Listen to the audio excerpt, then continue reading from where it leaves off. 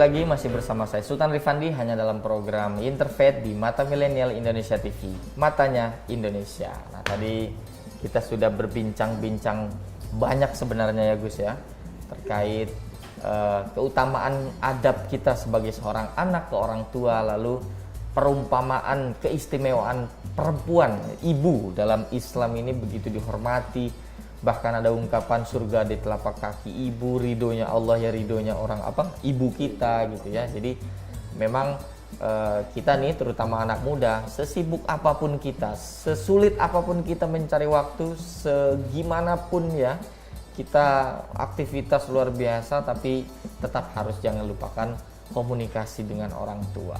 Nah tapi Gus ya, ini sekarang terjadi banyak masalah Gus, ketika seringkali relasi anak dan orang tua itu kurang harmonis Gus, yang akhirnya berimplikasi pada sikap-sikap anak yang melakukan penyimpangan karena mungkin dirasa-rasa kurang perhatian, orang tuanya juga terlalu sibuk mungkin. Betul. Gus ya.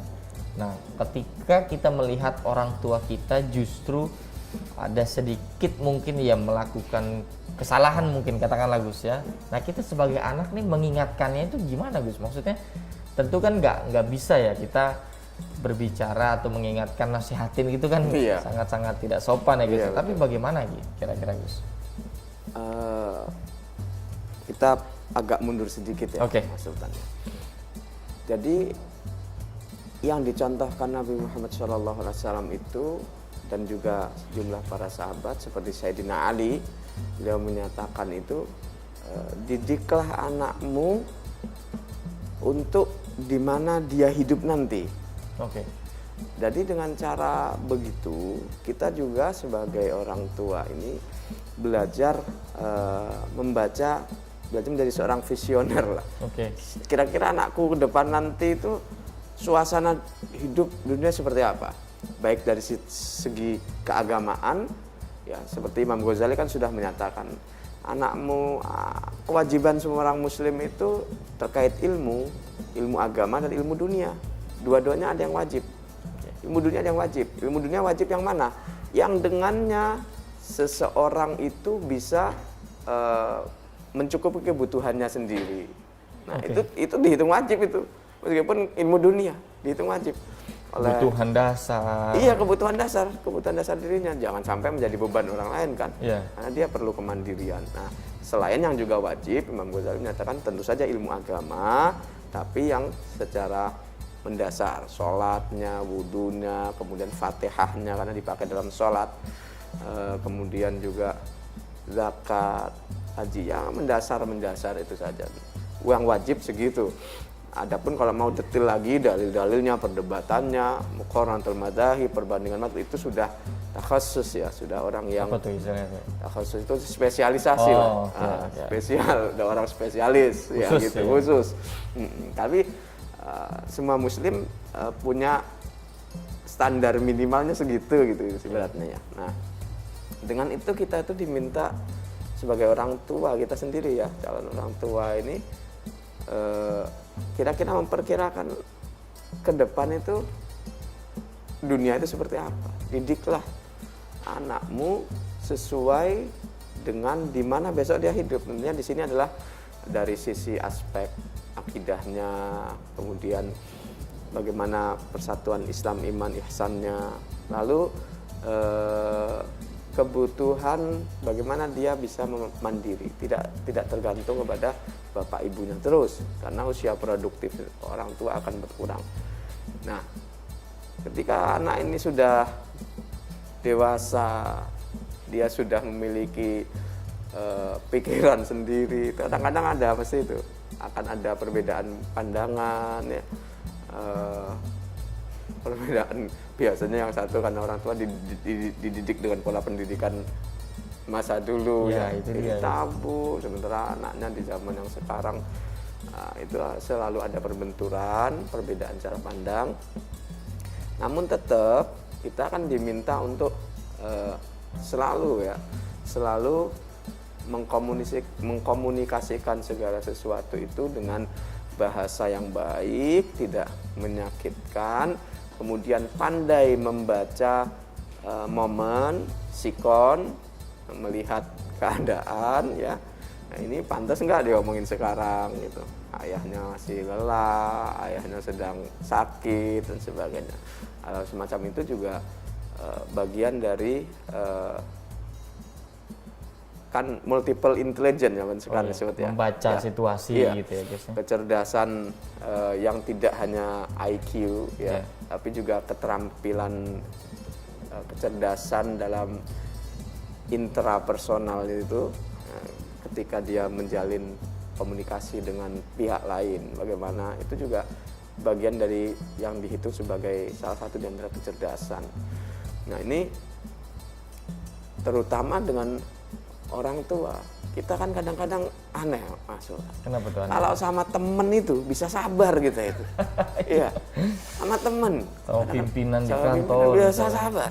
Sama orang tua yang melahirkan kita, sama yang 9 bulan kita berada di kandungannya, yang tulang dan daging kita tumbuh karena asinya. Kita nggak bisa sabar. Bahkan nggak rela ngerogoh kocek dalam-dalamnya. Jadi kalau untuk traktir temen kantor gitu. Nah ini tentu saja memprihatinkan sesungguhnya. Orang tua nggak akan minta, orang tua membesarkan kita nggak pengen balas jasa, bukan untuk norma itu ya uang atau apa memang. Namun dari situ kan kita bisa menakar diri kita sendiri ya Allah. Jangan sampai kita begitu. Perhatian sama semua orang itu baik. Ya. Namun lebih perhatianlah kepada ayah dan bundamu sendiri. Baik kepada orang rekan kerja, siapapun itu baik. Namun lebih baiklah berlipat-lipat kali kepada ayah bundamu sendiri kan jadi enak begitu. Enggak, bukan menyalahkan kita baik sama orang lain ya, tentu saja. Berbuat baik kepada siapapun itu ajaran agama, itu puncak. Bahkan kata Imam Ja'far Shadiq itu kan gini, Sultan, kalau engkau ingin tahu kualitas keberagamaan seseorang, jangan lihat sholatnya dan puasanya, lihat bagaimana dia menghargai, mengapresiasi orang lain. Nah, tadi itu puncaknya akhlak dalam ibadah itu, puncaknya adalah akhlak, mementingkan orang lain. Termasuk bahkan orang tua. Apalagi orang tua kan gitu, apalagi orang tua. Bahkan dalam Islam kan dikenal ibadah demi kepentingan pribadi itu nanti dulu. Demi kepentingan pribadi itu maksudnya demi popularitas dirinya, demi mendongkrak elektabilitas atau demi kepentingan sesaat lah, kepentingan sesaatnya. Nah itu bahkan dalam Islam gitu, orang yang sudah haji lalu dia maksa lagi mau haji lagi, padahal sudah sekali ya. Sudah sekali yang wajib. Di kanan kirinya ada orang miskin yang susah makan. Nah, kalau bahasanya Imam Ghazali itu hajinya haji haram gitu. Oh, bahkan diharamkan. Haram begitu. Itu tadi yang saya maksudkan tadi. Masih egois kan? Iya. Masih egois. Nah, ini jadi dana-dana yang haji itu ditarik, ayo kita berdayakan kanan kiri. Iya, untuk pelayanan sosial. Iya, itu pahalanya sama. Iya. Tidak harus dia yang berangkat ke sana, umpama ada gurunya, kiai di kampungnya, kiai yang mengelola madrasah, atau kiai yang kiai dan bunyai yang punya panti asuhan, demikian bisa diberangkatkan, pahalanya dia juga dapat kok. Iya. Dan dia tidak perlu ke sana, tapi dia tetap di sini. Iya. Termasuk ini kan memang menjadi apa ya Gus ya? Percikan tadi Gus ya. Jadi mungkin orang tua dididik dulu seperti apa, anak sekarang dididiknya seperti apa. Betul. Nah, terlebih perbedaan seperti itu pun bisa menjadi yaitu keretakan antara relasi anak dengan orang tua. Nah, terlebih nih Gus, ketika ada kasus antara orang tua dan anak itu berbeda kepercayaan, berbeda keyakinan. Nah, kita sebagai anak nih Gimana tuh Gus? Kira-kira Gus. Entah dalam kasus misalkan si anaknya yang berpindah gitu ya Gus ya. Pindah ke agama atau seperti apa. Nah itu gimana kira-kira Gus?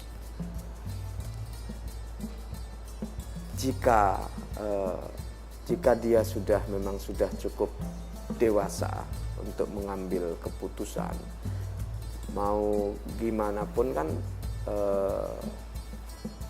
seseorang nanti akan, kalau sudah akil balik lah ya, dia mempertanggungjawabkan pilihan-pilihannya sendiri kan. Belum akil balik itu bahasa ininya kan, kalau kamu masih kecil, kamu baik, nanti pahalanya masuk ke bapak ibumu, ke rekeningnya bahasa gitu. Tapi begitu engkau sudah akil balik, segala keputusan, respon-responmu, perilakumu itu masuk ke rekening atas nama pribadimu sendiri. Jadi pada awalnya ya tentu saja kita semua tidak ingin ada perbedaan itu kan dalam keluarga kita. Namun jika sudah tidak bisa dihindari dan memang ditanyakan kemantapannya, kemudian tidak ada tekanan, dan justru jangan sampai ada tekanan, ya artinya itu berdasarkan pilihan gitu. Atas kesadarannya. Nah itu siapapun itu tetap diminta untuk baik kepada ayah dan bundanya. Tetap harus baik. Tetap dalam hal masalah duniawi itu tetap harus baik. Tapi dia tetap tidak dalam kasusnya itu kan ada seorang sahabat itu ya, melapor ke baginda Nabi itu. Nabi, saya sedih. Kenapa? Bingung juga. Ibu saya mengancam mogok makan sampai 3 hari. Jadi ibunya nih nggak mau makan? Nggak mau makan. Kenapa? Ibu saya nggak reda, nggak bisa nerima saya ini ikut Nabi Muhammad. Sebagai percaya dengan Nabi Muhammad SAW itu.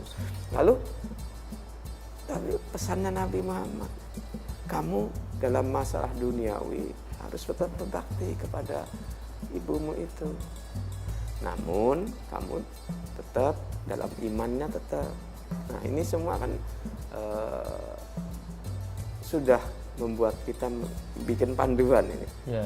Bahwa dalam hal cara kita ibadah, cara kita tauhid, ya tetap. Namun secara akhlak sosial, akhlak dalam kebangsaan, akhlak pada orang tua yang berbeda, ya tetap kita mengorangtuakan beliau-beliau. Jadi artinya kalau persoalan keyakinan sekalipun berbeda, berbaktinya harus tetap. Oh, tetap. Berbuat baiknya harus tetap. Ini tapi kondisinya sekarang kita sudah seiman, satu agama, tapi banyak yang tidak berbakti. Iya. Jadi jangankan belum selesai membahas tentang yang masih seiman saja, kadang-kadang kurang perhatian ya Mas ya. Nah ini juga prihatin juga, namun tetap juga jika ada yang begitu, jadi kita bisa ngasih semacam sedikit inilah guidance ya, bahwa dalam hal kemanusiaan itu tetap harus dikawal, diorangtuakan, butuh bantuan sewaktu-waktu. Bukan justru dikafir-kafirkan gitu ya Gus? Oh tidak, tentu saja tidak benar itu, bahaya. Sudah cukup, itu kan menyakiti perasaan nanti. Ya. Nah apalagi tadi kita digambarkan satu kisah ya, di mana bahkan seorang anak yang memang mengikuti Nabi Muhammad lalu ibunya tidak setuju gitu ya, disuruh kata Nabi Muhammad tetap berbakti gitu. Iya, Nabi Muhammad tetap berbakti dalam hal keduniawian, engkau tetap berbakti padanya, namun engkau tidak perlu mengikuti kepercayaan dan keyakinan ibumu itu. Nah di sini kan ada semacam tantangan sesungguhnya ya, gimana ya mengimplementasikan guidance dari Nabi Muhammad ini. Tapi dalam kasus tersebut sahabat itu bisa melewatinya itu. Ibunya luluh, akhirnya makan Ibunya mau mengakhiri mogok makannya itu. Karena dengan kelembutan ya. Dengan justru tidak dikerasi ya. Justru nggak terus nggak ambekan kayak gitu ya. Tapi anaknya itu tetap berusaha mendekat, tetap engkau ibuku, tetap dilayani makannya bagaimana, hal semacam itu mungkin yang dilakukan, pendekatan kemanusiaannya. Justru dengan beragama Islam itu kan justru harus bisa memperlihatkan tadi itu yang sebagaimana disimpulkan oleh Imam Ja'far Shadiq ya, ukuran kualitas engkau punya kesadaran beragama Islam yang dalam, tolok ukurnya itu bukan seberapa banyak Anda menghafal sholat, hafal Quran dan sebagainya, ya, tapi adalah bagaimana engkau mengapresiasi orang lain, menghargai orang lain. Termasuk juga nih Gus, karena seorang anak mungkin ya Gus ya, ini ikut dalam satu komunitas keagamaan, agama Islam lah taruh, ikut dalam satu pengajian tertentu, ikut dalam satu aliran ya pengajian tertentu, lalu berbeda dengan orang tuanya. Begitu pulang ke rumah seolah-olah salah nih yang dilakukan sama orang tua dan lain-lain sebagainya. Jadi akhirnya pahamnya masuk ya radikalisme lah atau apa segala macam. Nah itu gimana tuh Gus kalau terjadi case seperti itu? Nah paling awal itu kan yang harus kita juga hati-hati. Pengajian kayak apa sih tipikal yang kita ikutin nih kaum milenial terutama ya. Kalau dia pengajiannya tertutup, ya, diam-diam, dikunci, diam-diam, ya, maka itu sudah menunjukkan eksklusivitas yang mencurigakan. Terbukti nanti juga umpama terus menghalalkan segala cara untuk iuran bulanan, mencuri, ya. Atau bahkan lebih jauh lagi menganggap harta pemerintah ini sebagai sesuatu yang boleh dirampas, begitu ya. Nah ini kan tentu saja pengajian-pengajian yang jauh dari spirit yang diajarkan Nabi Muhammad SAW. Dalam hadis itu gini Mas Sultan, majtama'a qaumun fi baitin min buyutillah, tidaklah suatu kaum, suatu kelompok manusia berkumpul di sebuah rumah, yatadarrasunal Quran, mempelajari Quran, menyebut nama Allah, kecuali dia itu akan dinaungi oleh bentangan sayap malaikat, dicurahi rahmat Allah. Atau hadis lagi, kalau kalian melewati taman-taman surga, maka mampirlah. Lalu sahabat, taman surga itu apa Nabi? Emang di dunia sudah ada taman surga? Lalu Nabi menjawab, itu majelis-majelis di mana nama Allah disebut-sebut di sana. Nah di sini pengajian yang benar-benar harusnya kita dukung sehingga lawannya aja, pengajian yang tidak demikian tidak kita ikuti adalah pengajian yang benar-benar menuhankan Allah. Bukan menuhankan dirinya. Jadi nggak malah pulang pengajian egonya makin besar, makin merasa benar, teralienasi dari masyarakat. Gitu. Rasa paling benar sendiri. Gitu. Padahal harusnya pulang di pengajian kan sejuk. Dalam hadis Nabi kan ghasyyathumur rahmah. Allah turunkan kasih sayang Allah. Lah berarti produk dari pengajian yang benar itu adalah kasih sayang yang tambah dong. Bukannya malah jauhin orang tuanya atau menyalahkan gitu. Kemudian wahaffat alaihimul malaikah, dibentangkan sayap malaikat. Apa itu? Terayomi kan. Nah, dia juga pulang dari situ mengayomi orang lain. Sejuk jiwanya. Maka ciri-ciri kalau pengajian yang sebisa mungkin dihindari itu yang pulang dari ngaji, kita bukannya merasakan kedamaian. Jadi galak malah jadi galak. Karena bukan membahas tentang Allah ini di dalamnya. Membahas Allah kan harusnya menimbulkan kedamaian, ketenangan, kasih sayang. Ya. Nah di sini malah yang muncul adalah egonya yang terbakar. Nah ini masih banyak pengajian-pengajian seperti itu. Nah itu yang harus kita terus ini. Tapi nggak mungkin kalau di suluk perintah zaman yang milik Gus Yunan nanti nggak seperti itu. Enggak. Bagaimana kalau pengajian yang sering dilakukan sama Gus Yunan? Kita menggabungkan sebagaimana hadis Nabi ya dalam Arba'in Nawawi ketika malaikat Jibril datang menanyakan Nabi apa itu iman, apa itu Islam, apa itu ihsan gitu. Nabi menjawab, lalu Nabi menyatakan kepada Sayyidina Umar, kamu tahu nggak siapa yang tadi datang? Nggak tahu Nabi. Itu Jibril yu'allimukum dinakum, ngajari kalian agama kalian. Maka agama Islam ini terdiri 3 lapis itu, Mas. Iman, Islam, ihsan. Lapisan loh ya, bukan tingkatan, bukan hierarki. Jadi Muslim itu pada saat yang bersamaan ketika sholat ya mencerminkan 3 lapis ini. Ada akidahnya di dalam, ada tata cara yaitu fikih, ada tata krama yaitu akhlak. Nah, ini yang harus dilakukan sama kita semua justru saat kita menghadiri pengajian, saat kita menghadiri majelis-majelis, justru yang ditimbulkan ya ketiga tadi iman, Islam dan ihsan. Iya.